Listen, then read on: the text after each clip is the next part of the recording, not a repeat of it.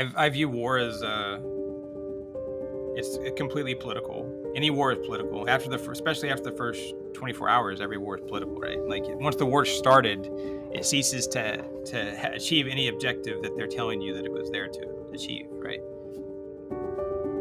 If you want to change the world through politics, through social justice, through whatever, and I'm not saying those are bad things, but if you want to change the world, you start with yourself.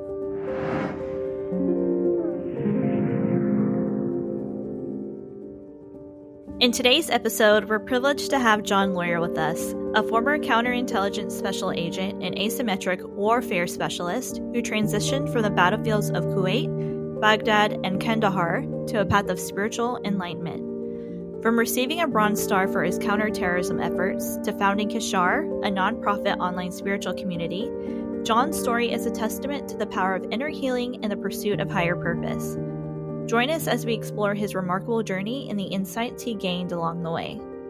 Hi, everyone. My name is Anesha, and I'm your host for the Wellness Plus podcast. I would love to welcome to the show John Lawyer. Hello, John. Thank you for coming on. Thank you so much for having me on, Anisha. I really appreciate it. Of course. So we were just talking, and I was telling John how much I loved hearing his story, and it's absolutely empowering and incredible. So John, first of all, could you take us back to those early days and walk us through what it was like for you serving overseas? Yeah, for me, I had joined the Army straight out of high school, and so that was just about a year prior to 9/11. So by the time I got done with training and everything, the war had started, 6 months after I got to my first, permanent base. And so I had a 5-year enlistment. I spent half of that time in Kuwait, um, supporting. Our battalion was in Afghanistan, and then we invaded Iraq from Kuwait, a year or so after that. And so it was exciting. I mean, I was a counterintelligence special agent, and so I had an interesting job. I was good at it, and I wanted to be successful, so I worked really hard, and so I was working, 100, 110 hours a week, for years at a time, and after Kuwait, my wife and I, who actually had a very similar job to me, we had to decide what we were going to do. So we got out of the Army. We became civilians, doing kind of the exact same thing we were doing. We were just civilians now, working for the military. And so we went to Iraq for a little over a year and a half, and then we would go on to spend about 6.5 years consecutively in Kandahar, Afghanistan. So it was a situation where sometimes my job was just staring at a computer screen and doing paperwork, and sometimes I was out in the city talking to people and meeting people and gathering information and going to talk to other U.S. persons that were working in the intelligence community. And I worked between when I was in Kuwait, I worked between a U.S. base in Kuwait and the U.S. Embassy. So I spent quite a lot of time. I even lived out in economy for a while, like with the people, like the Kuwaitis. So that was interesting. So it was a really varied experience, but it was also, you're in this military industrial complex machine, right? So at first you're like, okay, I'm a young kid. I'm 18, 19 years old. We're doing the right thing. We're making the world safer. And then you start to realize like, oh, like the enemy is not always the enemy. Like it's complicated. The world is not black and white. You start to realize the toll it takes on yourself, your brothers and sisters in arms, the civilians in the middle, even the enemy. You're like, what's this doing to them? And they're just out there trying to live their life, right? Just like we are. So you start to get kind of consumed by the machine, right? Like it starts to like eat you as well. So the longer that I spent in the desert, the more I started to realize the humanness of it all, and the fact that this was definitely like this very dark thing. And like then it gets further complicated because like this is kind of dark, but at the same time, I was helping people. I was trying to keep people safe, kind of more esoterically, like people like American citizens, but then also specifically the people that I worked with, and we were trying to protect our bases and stuff like that. So that was kind of how it all started. And then there's the trauma of you have big events, you have missile attacks, you have rocket attacks, you have truck bombs that go off, you have, you're going up and down roads that may have IEDs on them, explosive devices, that kind of thing. So, and you don't realize at the time that you're kind of in this trauma, right? So it's like this low grade trauma as well, that you're always kind of on edge. And then there's the high grade trauma of those big events that I was talking about. And so, and then the actions that you're taking against the enemy, the quote unquote enemy, those start to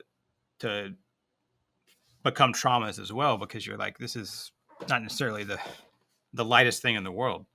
So at the time I wasn't spiritual. Like, I think I was obviously on a journey and didn't know it. So I was on a spiritual journey, but I wasn't cognizant of that. I was more, I was too preoccupied with what I was doing to worry about anything else other than what I was doing.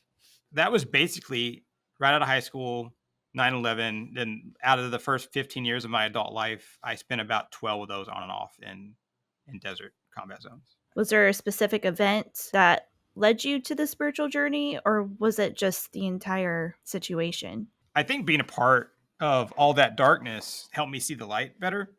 And I'd always been a positive person, and always been a pretty kind person most of the time. I mean, we all have our days, right? But I think that helped.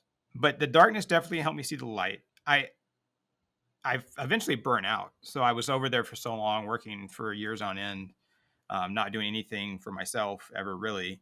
And so after 15 years, my wife and I finally came home. And like at that point, I wasn't still cognizant of my spiritual path. I was kind of completely kind of shattered. Like, I had depression, anxiety, and PTSD, and all those things that come along with being overseas for so long. And so I knew I needed to heal, but I didn't know how to do that. I didn't have an identity outside of my job. I didn't know who I was, because I'd been doing this thing. And also it was exciting. So like, it rewires the physiological part of your brain. So you're like, for lack of a better way to describe it, you're kind of addicted to war. So I was like this war junkie. And so now I knew I needed to heal, but I didn't know how to do that. I went to the VA and asked for help, and I got partnered with, and this is a very rare thing, a therapist who practiced Eastern modalities, mindfulness, and present moment. And she was a hypnotherapist, which is not super common in the VA. And she started to teach me those things, and it helped.